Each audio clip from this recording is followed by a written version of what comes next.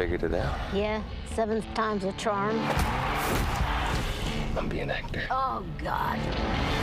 You don't belong with those LA folks. They're a bunch of fascist hippies. There's no easy way to deliver this news. You have a progressive muscle disorder. The muscles weaken until they cease to function. Your son is about to make a huge mistake. Well, I'm gonna be a priest. Something that you were. He has played a wide range of roles, drama and comedy, music videos, notching up 2 Academy Award nominations to date. He's a producer, a restaurateur. He also co-stars in the #1 movie in America this week with Tom Holland, Uncharted. Mark Wahlberg's next project is about a lost soul trying to find purpose in life. The movie is called Father Stew, that will open Wednesday before Easter. What a treat to have Mark Wahlberg joining us in studio for a change. Usually I come out to you in Los Angeles. Yeah, or it's my brother here in Chicago. Right. A local now. Right, So. we're out in Joliet with Donnie at Wahlburgers. Yeah. So I got to ask you before we talk about Father Stew, you've talked so many times about your early morning workouts.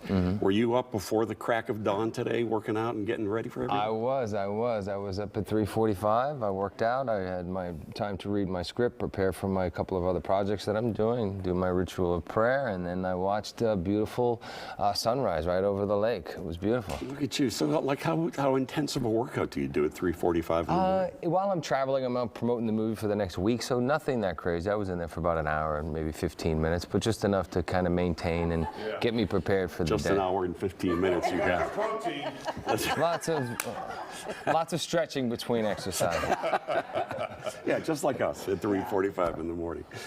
Congratulations on Uncharted, first of all. #1, 2 weeks in a row. Yeah, it's gotta nice. feel People are great to going you, back right? to the theater. You know, there's nothing better than the cinematic experience. I get people wanting to consume their content when and there, where they want, but to go to a theater, to laugh, to cry, to enjoy an experience, it's the ultimate film experience. Yeah, I think we talked about this on a Zoom call during the worst of the pandemic, about the concerns about people not going to the theaters and what it was going to do to the film industry. But you think it's going to turn a corner and people are eventually going to come back, huh? Absolutely. I mean, you've seen it with Spider-Man, you've seen it with a few other films, and now hopefully with Father Stew, you'll get an adult movie where people will come back to the theater. And I think the times that we've screened the movie, seeing it with an audience and the way they've responded, interacted with the screen and with each other, it gives me a lot of hope that people will continue to go back for sure. This movie, Father Stew, it's a much more complex story than a guy who is down on his luck and decides to become a priest, but a guy who's just kind of lost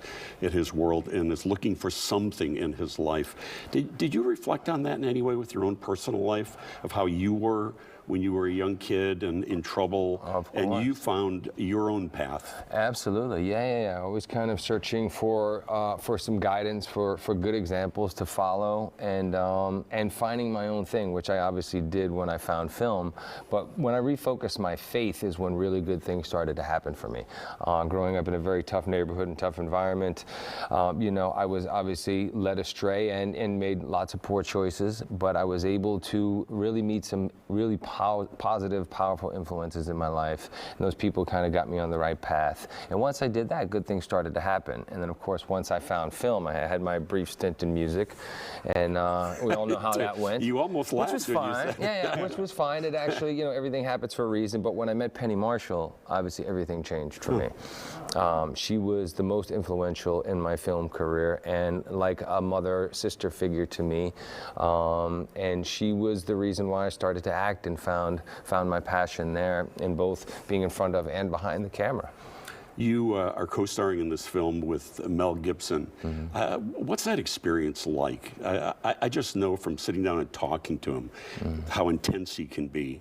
I can only imagine doing some of these really emotional scenes. He is truly one of the greatest actors of all time. Yeah, and I think this is by far his best performance in a long time, if not ever. I think, it's one of those things where they had a very complicated relationship, Bill and Stu, and so obviously we tried to be as close to that as possible while making the movie. But he was also very influential in me stepping up to the plate to finance the film. I took a page out of his book when he made The Passion of the Christ.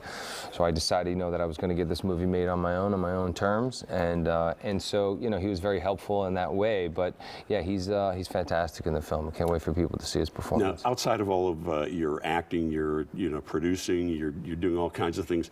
You also have 5 car dealerships. Is that right? Yes, and I'll be coming to the Illinois area soon. Oh, is that hopefully. right? We're in Ohio. We're making our way out of Ohio. Yes, for sure. You Wahlbergs love the Illinois area, apparently. I tell you, I was always a car guy. I mean, I drove a tow truck when I was a kid. I worked at a garage. I used to do tune-ups at a G&L Auto in Dorchester Ave.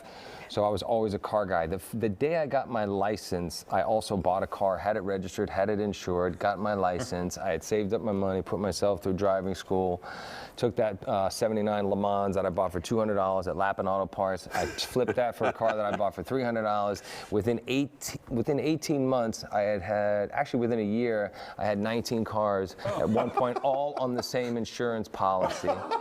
And I traded up and I was driving a BMW 325. How about that? Yeah. That's, So that's a good story here. Yeah. Larry, you said hello briefly when you walked in. Also, Massachusetts native from Lynn. Yes. Yeah. Yeah, it's funny, just coincidentally last night I was asking my mother what she was doing for Easter. She said, well, they're not doing much at the apartment. It's not really a major holiday. It's like, I think it's pretty big. Yeah, it does get bigger than that. Well, thank God you didn't lose your accent. That's good. That's good. he slips back. When If you anyone's started here talking from like Mass, Dennis Farina, I'd be worried. we have plenty of those around here too. So, Father Stu, I can tell you, I'll tell you much more, before it opens, the Wednesday before Easter, April the 13th. Really good, uplifting story, really perfect for these days that we're living in right now. So I'll be recommending it much more heartily when we get a little closer. Mark, thank you so much for coming in. Really nice of you to do that. I appreciate it. Really appreciate it. We'll go. Always a pleasure. Nice to see you in person. Do a little finally. workout, after the show here today, you and I together. You guys get up early, so I'm impressed. It's not an easy schedule to keep. You're right. That's enough for us, right? That's where it ends pretty much, too, just waking up early.